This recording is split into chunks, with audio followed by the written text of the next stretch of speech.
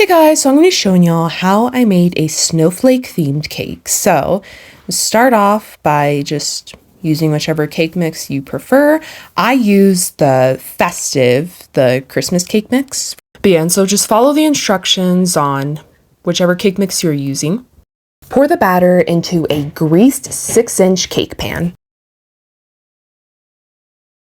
Be sure you have your oven preheated at 350 degrees Fahrenheit and put the cake to bake for about 40 minutes.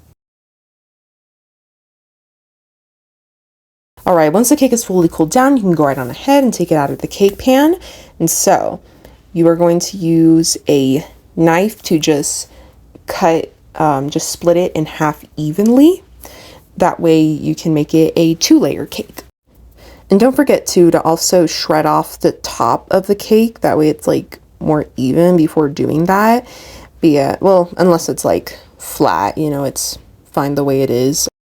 Anyway, so after dividing the cake evenly into 2 thin layers, you are going to just move the top layer aside so that you can put the whipped cream on top of the bottom layer.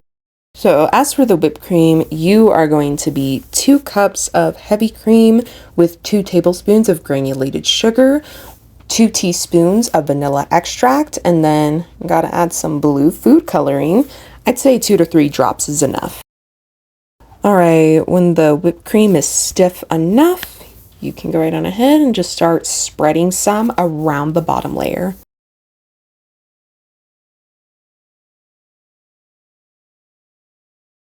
Then you're going to add the top layer and then just spread the whipped cream around the entire cake.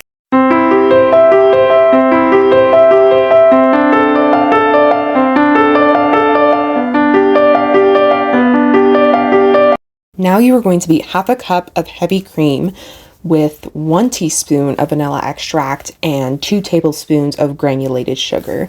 Alright, so I already piped a snowflake on top of the cake. I didn't really show how to do it as, I don't know, I just was kind of having a hard time doing it. I mean, literally, I had to look at my nails since I had snowflake design on my nails at the time. I'm like, how to make it look like a snowflake. I probably may just show a drawing tutorial, like simplified on how to do the snowflake, because I mean, that's basically how I did it. But yeah, so, and then I just thought of adding some dots, or should I call it snowballs, so that the rest of the whipped cream wouldn't go to waste. I made another batch of whipped cream since, well, I mean, I wanted to add some of the snowballs around the bottom of the cake, so yeah, I did that, and this is how my cake came out. Alright, now I'm going to show you all how I made this big thing of a Christmas tree brownie. Alright, so since the Christmas tree pan was 10 by 14 inches, I used 3 of the 16.3 brownie mix. And yeah, so I just combined them all in the cake mix. I just put it on low speed at first, and then I put it on medium.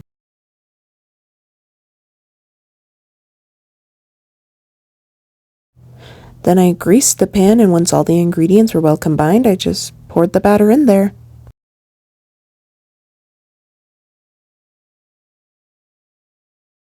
Be sure you have your oven preheated at 375 degrees and put the brownies to bake for 50 minutes or whenever you insert a toothpick and it comes out clean. After letting the brownies fully cool, so I took it out and take a look. But yeah, now as for the whipped cream, you are going to need a cup of heavy cream with 2 tablespoons of granulated sugar and 2 teaspoons of vanilla extract, and then most importantly some green food coloring, about 2 to 3 drops. And yeah, so beat them all on medium speed until stiff peaks form. Now here's the fun part, decorating the brownies. And then you can top it off with whatever you want. Like I thought of using M&Ms as the ornaments, and then also adding some of the gingerbread peeps. So yeah, this is how my Christmas tree brownie came out.